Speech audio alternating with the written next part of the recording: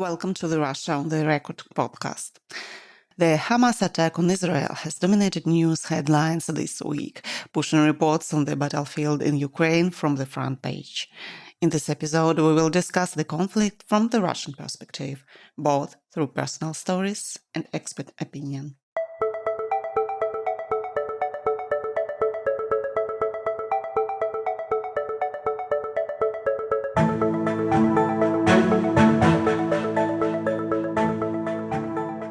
Since February 2022, many Russians who disagree with its government's actions in Ukraine have moved to Israel. Russian propaganda is now mocking the Russians who fled Israel, which is today under attack. We decided to ask those who moved how they live amid the current events, what they think about what is happening in Israel, and whether they plan to leave the country. Meet our guests, Anna and Mikhail. How long have you been living in Israel? So I live around 1 year and a half. I moved to Israel in May of 2022, and so I live now. And I'm here going back and forth from the beginning of the war of Russia, but finally settled in August 2022. So it's a bit more than a year now. And which cities are you based in right now? So I'm based in Beersheba. Beersheba is a southern city. It's like one of the biggest cities of Israel, and it's like 100% the biggest city of the south. So I'm quite close to Gaza, but I'm like in the middle of Gaza and Dead Sea, like if it's make it more clear.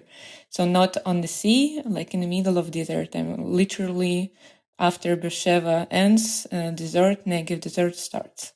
And I'm based in Netanya. That's right on the opposite side. So it's like some 30, 40 minutes, depends on the traffic, north from Tel Aviv. Basically, it's the middle of the country. So it's probably by far, it's the safest place and far from the border with Gaza. So there's nothing of invasion is kind of happening here. So you moved to Israel after Russia attacked Ukraine, like several months later.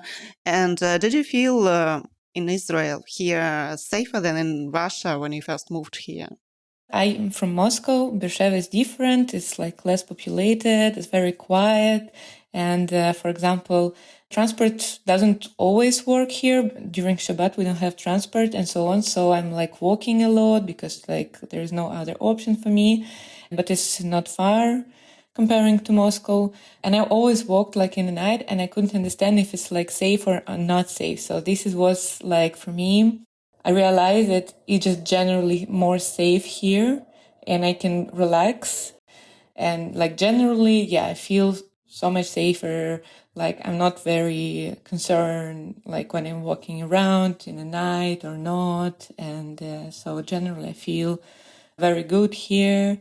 It's like learn to not be scared of police or army. Like of course there's a lot of army guys and like police everywhere.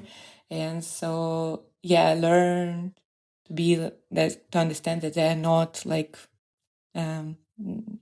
so I don't have to worry around them. So. Yeah, you were used to seeing police as a danger, as a potential danger in Russia. And so in Israel, your like attitude, your perception of police changed, right? I actually hear this or kind of this question a lot during those days. And some people are saying that like, oh, kind of poor you moved from the war here to the war there. But there's a huge difference because I was not moving from any, let's call it physical danger. So at the moment when we left Moscow, which was the final, probably was in September of 2022, there were no drones flying to Moscow. There were no, I think that there were any attacks on the territory of Russia. So there were no physical threats, but the feeling is very different. And I think it's different because here you understand that this is the society which kind of lives by the rules. So you have the means to protect yourself. And if you don't break the rules of the society, then it's okay, nothing's going to happen. And in Russia, of course, recently the feeling is very different. You cannot say whatever you want, you cannot do whatever you want, and so on. So this is what gives you the security. We were moving to Israel, we knew that there were terrorist attacks here, and it was obvious. We know that it's not massive now, but our friends who live here were telling us that, look, you have to be aware that at any time there can be a bigger conflict and there can be some shootings or bombs or something. And we say, yeah, we know that. But anyway, the feeling is different. And this feeling of security comes not from the fact that you can be attacked or not. It comes from the fact that you can do something about it. You have rights as a citizen. That's the important thing. So you moved from Russia to Israel for the human rights, if I may say so. For me personally, this was one of the pieces of the puzzle also. But I moved, let's say, taking a bigger picture and a bigger perspective into consideration. So I feel that Russia is moving in a very wrong direction now. And I have 3 kids, so I don't want them to be raised in that atmosphere. And I see that, okay, Israel is a country which has lots of its problems and difficulties and so on. But the direction it's moving to is very different. I'm in my 40s, so I have the feeling from Israel right now the same like I had in Moscow in 1990s. Everything was bad, but everything was developing very fast in a very good way. So you just felt that wave that the country is going towards the democracy, better living, and so on and so forth. And now it's the opposite, unfortunately. Yeah, I want to agree. And it's like, it's a human rights issue, of course. But yeah, it's like we're going from, like, for myself, from dictatorship to democracy. This is like the bigger picture for me. First of all, I can disagree with government here, like police support the protests. I can not like run from police during protest or something like this. And I can vocally, openly say whatever I think about every government representative here. And it will be all right. And I can do it like anywhere. How did you spend your Saturday and Sunday when the attack of Hamas started? Did you expect anything like this could happen when you moved to Israel? So I expected like rockets, bombs, and I faced them before in Beersheba. It's not the first conflict. And I talked with my friends during the night from like Friday to Saturday, just like absolutely normal talks. And so I didn't go to sleep for a very long time. And then I woke up like at 10, like 6:30 or 7, I don't remember, from the siren. And I didn't expect it so much. I was like, is it siren? Like, am I hearing it? Like, is it correct? And then I even come to the window and I'm like, where are the people? What are they doing? But then like, so this is like bad. Like you shouldn't go to the window. Like if you hear siren, like you have to be very far from any glass. So I was like, oh, what are you doing? So then I'm just without anything, without even shoes, going outside to the safe zone. And then I see my neighbors and then I realized, oh, yes, this is siren. This is happening. Something is happening. And it was like, actually like, it was like 4 in a row. So for 3.5 hours, I could come back to my apartment only for a minute or 2. And then I came back. And sometimes I just like went to my apartment and I just reached my apartment and then like new siren starts and I'm going back. And so we all spent all this time. Like I'm really glad that like I live alone and I'm really glad that I had my neighbors with me. It was actually the first time I met them and a lot of them actually Russian speakers because like their parents are from Soviet Aliyah, I don't know where exactly from. So I met their cats as well. So they're very nice. They always take their cats with them, like all their pets. And then I realized that there's like people break through. So it's not only like rockets. I started to say that people break through. There's like some terrorists in some cities, but we don't know which one. And we are the southern city. So I kind of like, I don't know, And if like rocket will bomb my building, like I need to run outside. But if I run outside, will I meet someone there or not? And I was like just so scared because I didn't feel like I'm in between of two dangers. So it was hard. And then during the day, I started to realize what's happening, hear the news from the festival and everything. So generally it makes me nervous, of course. So I'm just every day now I'm going back to sleep and I always prepare myself to wake up from siren. And this is how I'm living. I can't do much. I can't like focus on a lot of things. I'm just like aware. I'm hearing every sound and but generally Beersheva is not in a huge danger. So For my part, we woke up very normally and we found out that something's happening out of the news. It was all quiet here in Netanya. Nothing was happening. It was just like the first things probably I heard is my wife telling me that, do you read this? Do you see this? I'm saying, what's going on? And I opened some of the WhatsApp group or with the friends, and they were like, there is an attack. And it was like at 9 or so probably. So it was 3 hours already, 2.5 hours. So there were lots of news. And the closest we happened to get to this is that our friends who live in Rehovot is closer to Beersheva. If you take to Beersheva, it's like in the middle probably of between Tel Aviv and Beersheva, something like this. And they also had this missile attack, and one of the missiles, and they were hiding with their kids in Mamad. Mamad is a bomb shelter, which is in the newly constructed houses. It's right inside your apartment, a special secure room with a steel walls and a thick steel door and steel blinds. So you just close it down and you're secure. And they were staying in this one, and the missile actually struck their building, not their apartment, but their building. So they had the windows were broken. I think one of the doors in the apartment were like thrown away because of the wave. They have 2 kids, and also she's pregnant with a third one. So they came to us and we said them, okay, for sure you're staying here. You're not going anywhere back before it's over. Yeah, indeed, they were kind of shocked, of course. It was obvious that they were they were holding themselves, but they were in shock because it's the very different thing. I can understand it when you hear the siren, and personally, I experienced it a couple of times before. I think in the middle of this year, there were some attacks, and I was caught on a highway. And I was like looking up and seeing the anti-missile rocket hitting the rocket, and the people drawing to the side lanes, stopping the cars and running.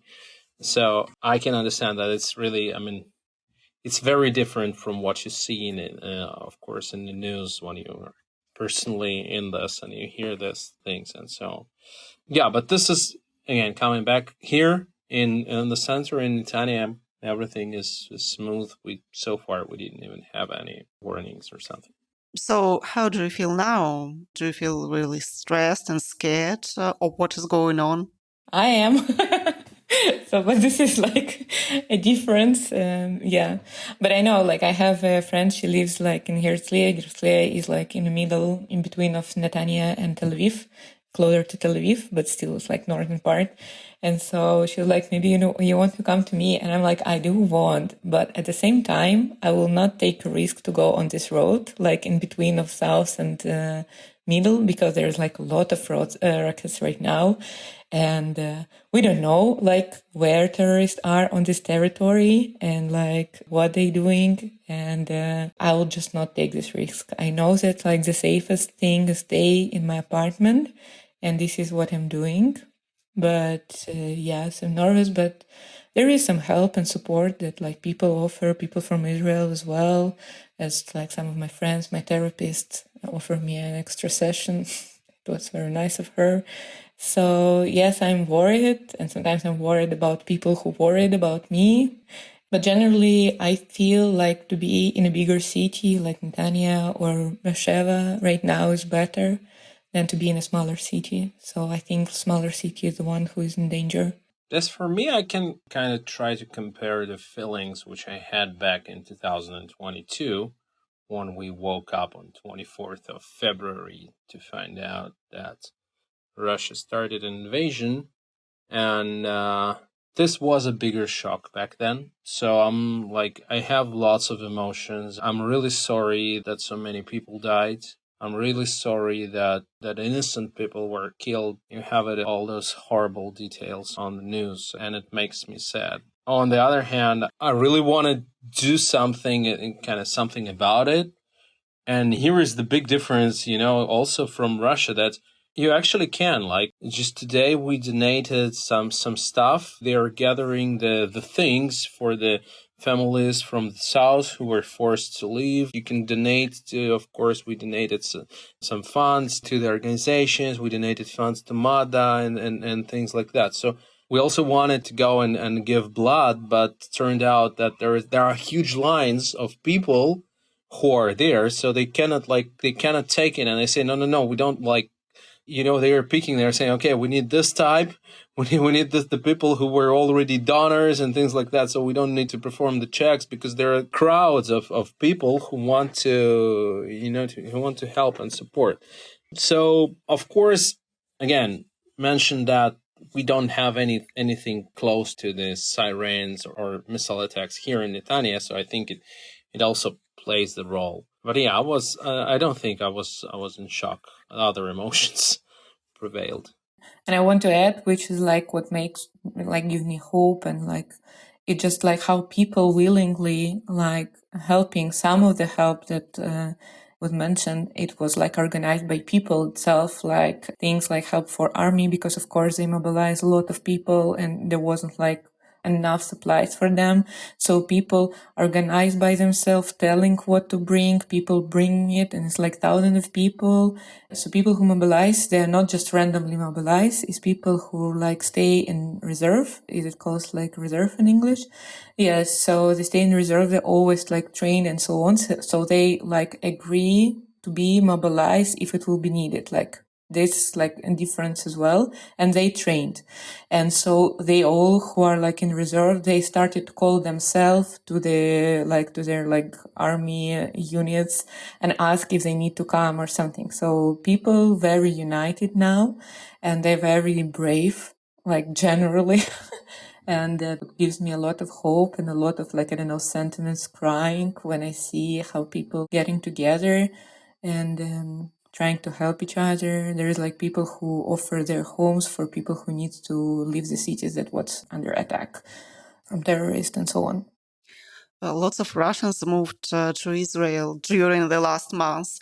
Do you see any sort of initiatives of the Russian-speaking community, some kind of solidarity? Probably there are Russian-speaking chats where you see people organizing to help the refugees. So are there any special initiatives among newly arrived Russian immigrants to Israel?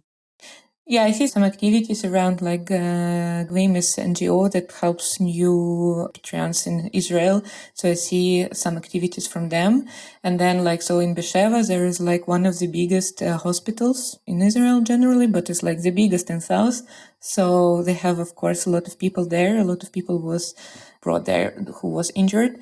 So people writing everywhere, in Russian speaking groups, how can I help? I have medical degree, but I don't really have Hebrew, or I have Hebrew, but I don't have medical degree, or I have everything. So people trying to help, even people who knew repatriants. So it's harder for us to find the information, anytime we need information, but still people trying to find how they can help, what can they bring, and sometimes asking even such things like translations and so on, and people who know Hebrew, translating instructions and so on, helping with elderly people who survived Holocaust, they need special help and something like this. Yeah, I'm a part of a couple of Russian-speaking groups and communities here, connected to business mostly. What I've seen in exact examples of what they're doing. So Many people are coming to Netanya from south to the hotels as well. There is a special arrangement for the hotels, so they offer the free stay. And one guy from here, from local community, he kind of offers to bring them the necessities like the toothpaste, toothbrushes, and all those small things that you don't think of when you're leaving your home under a missile attack.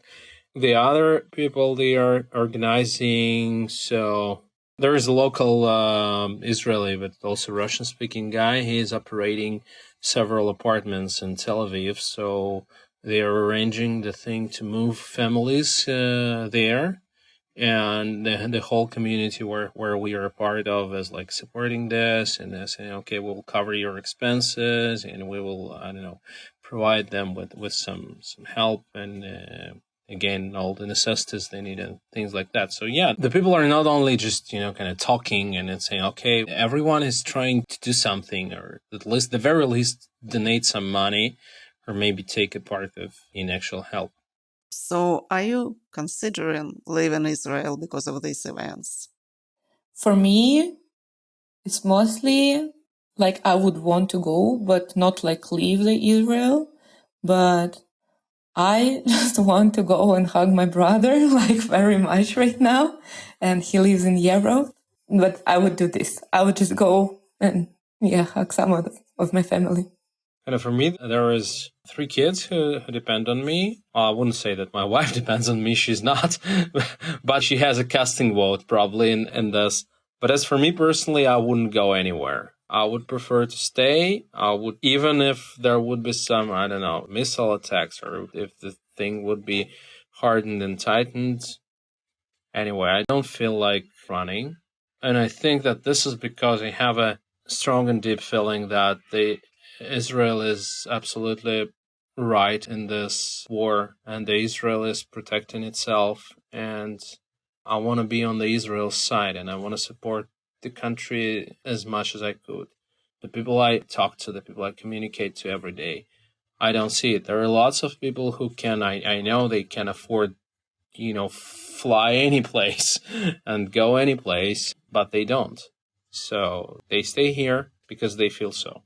Some of them, the interesting thing, one guy said that, someone even said that, yeah, we're actually thinking of leaving Israel, but now it's not the good time to do so. It might sound quite strange that, okay, you were thinking of going somewhere, but why not now when it's in danger? No, now it's like a treachery or something, and I don't want to do this. Okay, and how do you view Russia's reaction to this conflict? Of course, they're just say laughing about people dying in Ukraine. Why wouldn't they laughing about people dying in Israel? I don't want to make assumptions why they do this, but of course they don't do what they should. So Russia, is probably any state, should come up and say that we're against this terrorist attack which happened on the territory of Israel. So it's like, I don't know, if I recall correctly, back then when it was 9/11 in US, I think that President Putin was the first one, or among the first ones, who called to the US president of that time and said that we will help you. We know how that terrorism is a great threat, and so on and so forth, and showed all the ways of his support.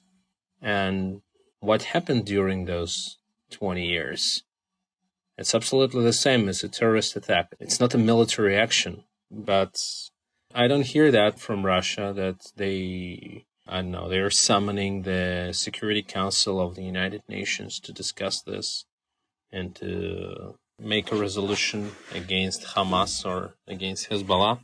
So no, they don't do anything, and that's bad, because I think that I know that Russia still considers Israel a neutral state or a friendly state. So why don't they do that? Yeah, what I meant mostly about the publications, because of course, as we know, there is no free media in Russia. So the publications that was made in, official channels and so on, this is just media field in Russia. It's very disgusting. And you still probably have friends, relatives who are living in Russia. What was their reaction? Do you talk to them? How do they react on what's going on in Israel right now? I have a lot of people who left Russia also, but in different countries, and I have people who stay there. So they're mostly just worried about me. I don't think that there is like a huge opinion. I mean, they're just like, from Russia, they're like, just come back, or like everyone just writing like, come to us, come to safe place, fly, I don't know, to this country, to that country, no matter where they are. So everyone just like worried and want to offer you a safe space. Yeah, but to fly, I need to reach the airport, and I will not go this road, as we already discussed. I got a lot of support. Lots of people reached out. Of course, the closest friends were the first ones, but also some of the people with whom I probably didn't talk for, I don't know, several months, for some maybe over a year. They all texted, they all asked, how you doing there, how you holding, and then what's actually going on, is it really that bad that it's shown in the press, and so on and so forth. So everyone was asking what's going on, and everyone was showing their support. So I really think that lots of people in Russia do care about what's happening, and I really feel that lots of people in Russia do believe and do know who's right in this conflict.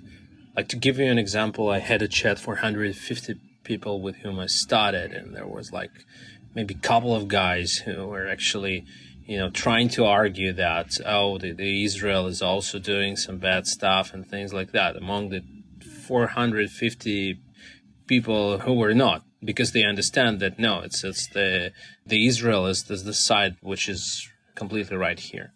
So yeah, I think that in general, it's really true that in general, Russians probably support the Israel in this conflict, even though maybe it's not, explicitly said in the official positions.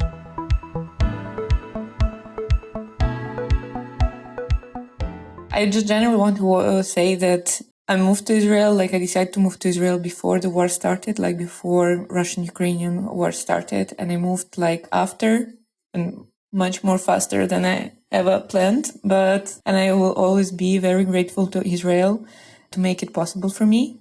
So I wouldn't choose this decision. This is like, it was my very happy 1.5 years in Israel. I found a lot of nice, amazing people and like a lot of nice, amazing things here.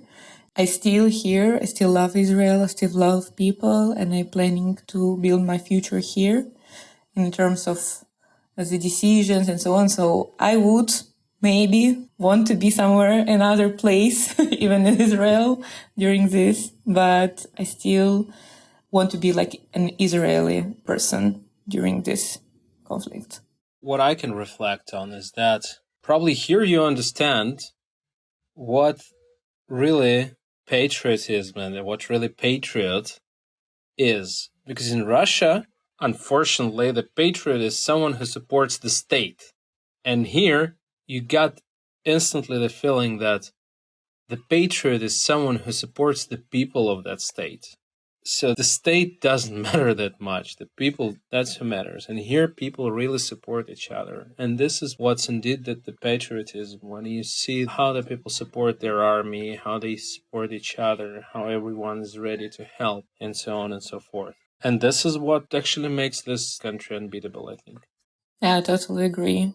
I always knew it, but it's so cool to see on an example where like your government and loved your government, that like now it's not the patriarchy. Like it's not about this. So you can disagree with your government and be like super patriotic, loving your country and so on. And you can see it like everywhere. There's a lot of people who disagree with the government, but still they love Israel and will do wherever they can for Israel and Israeli people.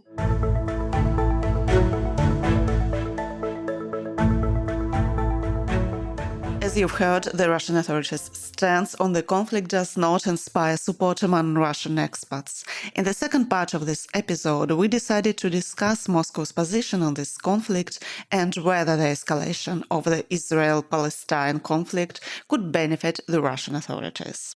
Joining us is Ivan Klyszcz, a researcher of Russian policy at the International Center for Defense and Security. Ivan, how do you assess Russia's reaction to what is happening now in Israel?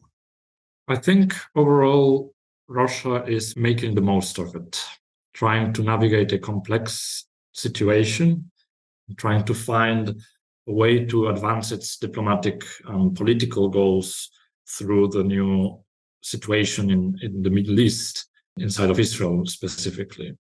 I think we can look at specifically what Russia appears to be doing. And of course, there's a lot that might be going on the background, but at least some things have become more or less clear. First, the most overt element is, of course, Russia's diplomacy.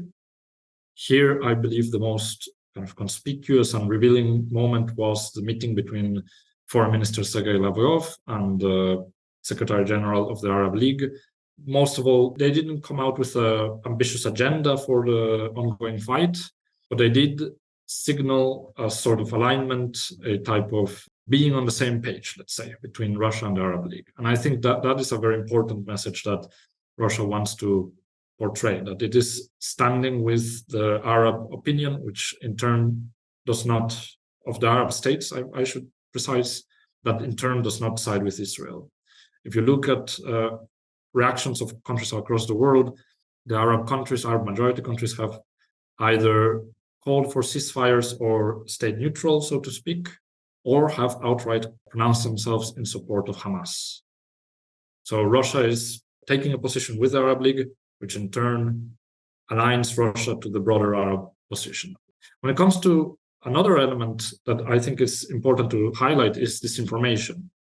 Right now, looking at social media and the proliferation of actors and the difficulty to attribute disinformation campaigns, it's hard to really assess that conclusively at this stage. But there's clearly an attempt to discredit Ukraine by involving the current fighting in Israel. In particular, the Center for Countering Disinformation in Ukraine has identified an attempt to, let's say, pro-Russian narrative that attempts to connect the weapons used by Hamas to some alleged Russian deliveries. Western weapons captured by Russia and then delivered to Hamas. And Western weapons sold by Ukraine directly to Hamas even still. This is part of a narrative of suggesting that the weapons deliveries made by the West to Ukraine are filtering out and reaching terrorists. So there is this disinformation element going on.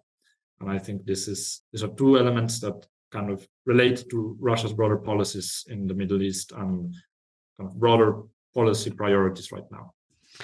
Russia's President Vladimir Putin also said that it's actually fail of the US politics on the Middle East, and that the objective of creating a Palestine state was never fulfilled. Was it predictable, such a statement of Russian president? In a way, Russia's perspective towards the Israel-Palestine conflict, and this goes even back to the Cold War, has been of undermining US attempts at mediating the conflict or pursuing its own approach to the conflict there. This is different than what we had in the 1990s. So in a way, we are inching towards a situation that resembles the Cold War in the Middle East, at least when it comes to the Israel-Palestine conflict and the role of Russia and the US. So in a sense, I am not surprised. Mm-hmm. The Soviet Union in the 1940s and early 1950s saw Israel as a potential ally or partner, so provided support, and the East Bloc provided support, including military support, that some have said even helped Israel win the very early national wars, let's say. Then the turning point was really in the second half of the 1950s. In 1954 was the first Russian or Soviet veto at the United Nations Security Council of Syrian and Israeli dispute on water use. The details are not as essential, because the point is that was the turning point where Russia decidedly sided with the Arab side in this broader conflict, this broader diplomatic conflict, political conflict. So from then on, the relationship in the Cold War was mostly adversarial. Just to fast forward a bit, 1990s, Soviet collapse, there's the Oslo Accords, which attempted to bring an end to the armed conflict between the various Palestinian groups and Israel. And Russia now, in 1993, is one of the signatories of the Oslo Accords to try to move the conflict from armed confrontation to politics. Russia and Israel have created some sort of close links. It's hard to just say that these are good links or close links. They are positive, but I don't believe really that the leadership of both countries trust each other all that much. There's been much said that Netanyahu kind of understands Putin and Putin understands Netanyahu, but I think trust would be saying too much. Then Russia's full-scale invasion against Ukraine creates a new situation where Israel's balancing between the West and Russia becomes more difficult. At the start, it's a different government. It's not the Netanyahu government, it's the Lapid government, or premiership rather, and that one kind of inches towards some sort of support for Ukraine and actually condemns the Bucha massacre quite forcefully and gives for a moment an impression that Ukraine's outreach and engagement with Israel might turn that country towards adopting international sanctions on Russia and actually providing military support for Ukraine. But then in December, Netanyahu returns to the government, and it seems that Israel returns to this balancing policy. The Chechen leader Ramzan Kadyrov expressed his support to Hamas in this conflict. Do you think that this statement might also influence the relations between two countries, Russia and Israel? Is Ramzan Kadyrov treated seriously in Israel by the Israeli officials? Yeah, on the one hand, I want to say no. Kadyrov has this reputation of being very outspoken on international affairs and sometimes expressing views that are very, very much his own. But that said, he is, after all, the term is very kind of inadequate when thinking of Kadyrov, but after all, he is Russian official, Russian public servant in a way.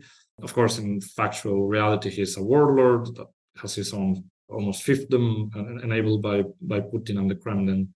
So he is kind of an official. And so what he says when it comes to this, especially highly sensitive topic, will be noticed in Israel and will probably be noticed also by the Kremlin and how it diverges from the line that the Kremlin is pursuing. Today we see that Ukraine is almost not on the agenda, not on the top news in international media, and that makes many speculations around the conflict and Kremlin's interest in this conflict. Do you think these ideas and these statements can be treated seriously? I would leave the door open to evidence emerging. I wouldn't dismiss just out of hand, because it is true that Russia is a close military partner with Iran, and Iran has its own set of relations with Hamas. And it is true that Moscow has had contacts and a long-standing relationship by now with Hamas. That said, the circumstances don't really make me believe that this Hamas assault took place with any kind of Russian participation. First, kind of when it comes to weapons and supplies and instruments of war, material, kit, anything, Russia needs it. Russia is right now actually importing it it's for instance, buying it back from Myanmar, buying it back from, some have said Sudan, it's buying it from Iran. So Russia doesn't have kind of weapons and ammunition to spare for military pursuit that Hamas might have. When it comes to other alleged forms of support, it's been already quite shocking that this operation has not been detected previously by Israeli intelligence. That does have not only a mighty network internationally and around and inside Gaza itself. So it's already quite surprising that Hamas was able to prepare this attack without being detected. So they were very discreet and trying to keep that discretion, of course. So reaching out to Russia or Iran or any other foreign partner would expose these plans and potentially compromise the operation. This is why I believe that if Russia was really involved, some information would have emerged in that sense. Like I said, neither of these 2 points are hard evidence that could deny ultimately that there might be some Russian element. I just wait for the evidence. Do you have hypothesis how this will affect Russia's war with the Ukraine? I think that I've seen popping up in media and publications is about US support, because like I mentioned, the US is kind of the connecting element for Ukraine and Israel. Of course, Israel has for many years received security assistance to the tune of $2-3 billion every year. I think in most recently it was $3.8 billion per year. And Ukraine since 2022 has received from the US the dollar equivalent, the kind of military assistance in a dollar value equivalent of $113 billion. It's not even a discussion, really. It's more certain politicians and certain actors saying, you see, this war in the Middle East is now evidence that we need to pivot away from Ukraine and focus on other things. And people that are that make the same argument regarding Taiwan are also making this case. But again, I must stress that this is a false dichotomy. This all costs money, and the US only has so many resources to go around and so much attention to give to different crises. The US defense expenditure of every year is $800 billion and over. So the amount of money that the US gives to Israel every year is not that much when compared to the total expenditure. Plus the dollar value given to Ukraine, it's of course a lot, but it's kind of commensurate in a way with the war of self-defense that Ukraine is fighting. So right now what I see, for instance, coming from the White House and from other actors is that they're very much determined to prove that they can, to use the expression, walk and chew gum. And I think that's in a way kind of these Western actors, the US notably, trying to communicate that this fighting in Israel won't impact their commitments to Ukraine. I think the way that this definitely affects the war is that it gives ammunition, metaphorically speaking, figuratively speaking, gives ammunition to those that are advocating for diminution support for Ukraine. So by saying that this war is going on, so in a way, a long war between Israel and Hamas is in nobody's benefit, including for Ukraine. It will increase the pressure ever so more for them to make a case of continued military support for Ukraine. What developments and outcome of this conflict could be beneficial to the Russian leadership? I think, like I mentioned at the very start, they're definitely making the most of the fighting in Israel. As I mentioned, through disinformation, through diplomacy, through different, probably other means that we're not even maybe aware of.